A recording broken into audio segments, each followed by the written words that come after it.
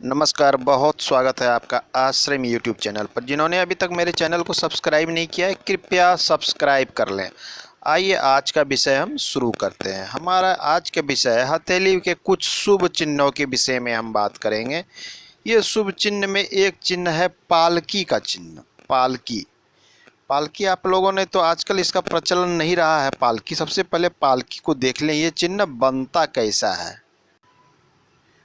पालकी का प्रयोग पुराने ज़माने में शादी विवाह में या फिर बड़े बड़े घरानों में एक जगह से दूसरे जगह जाने के लिए प्रायः स्त्रियों के लिए किया जाता था। उसे पालकी कहते हैं। पालकी किस इस प्रकार से बनता है, जहाँ दो लोग पीछे और दो लोग आगे इसे कंधे पे लिए रहते हैं। अरे इस छोटे से घरनुमा जगह पे घर की जो है अच्छे घर की महिलाएं या विवाह में कन्या जो है इस पर बैठती थी, इसे पालकी कहते हैं।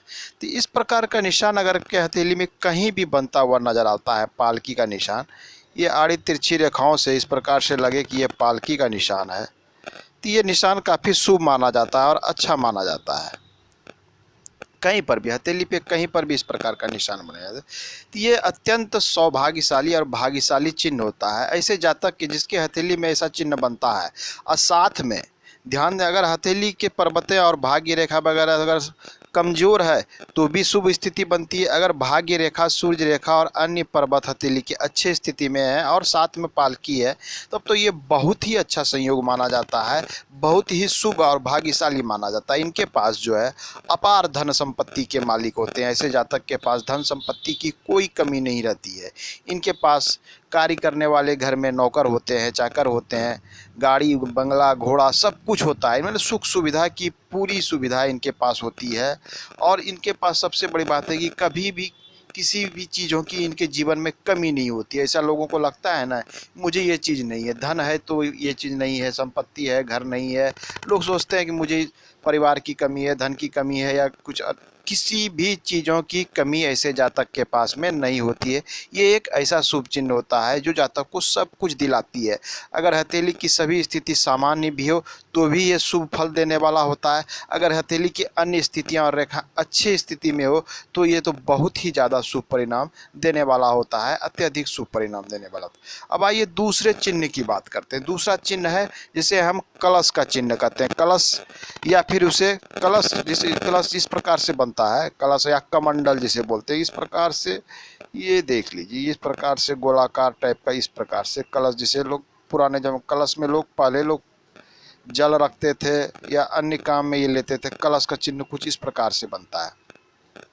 अगर आपके हथेली में कहीं भी कलश का चिन्ह बनता हो तो ये अत्यंत शुभ चिन्ह माना जाता है।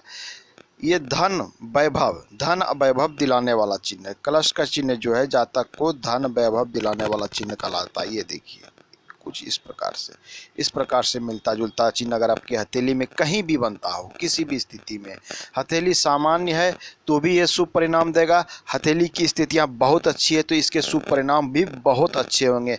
धन वैभव की कमी कभी कभी नहीं होगी, इनके पास सब कुछ होगा। खास करके कलश का चिन्ह जैसे जातक की हथेली में बनता है, ये धार्मिक कार्य में ज़्यादा रुचि लेते हैं।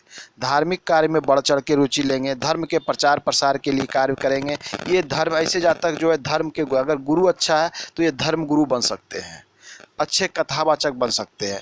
इनकी ख्याति और नाम और यश जो है दूर दूर तक फैलने वाले होते हैं। ऐसे जातक जो है बड़े बड़े मंदिर मठ के मठाधीश भी हो सकते हैं। मंदिर का निर्माण कराना, धर्मशाला बनवाना, मतलब धार्मिक कार्य से ये जुड़े रहते हैं।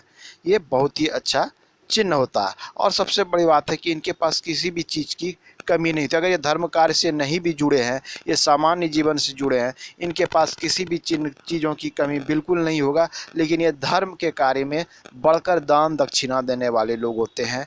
ये हाथ बढ़ा के धार्मिक कार्य में, मंदिर निर्माण में अपनी तरफ से खर्च करने वाले लोग होते हैं।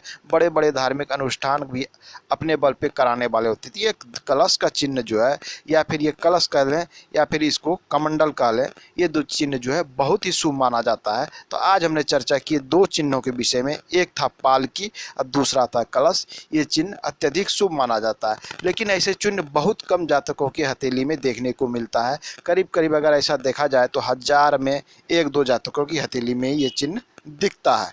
आज के अंक में इतना ही, मिलते हैं अगले अंक में। धन्यवाद।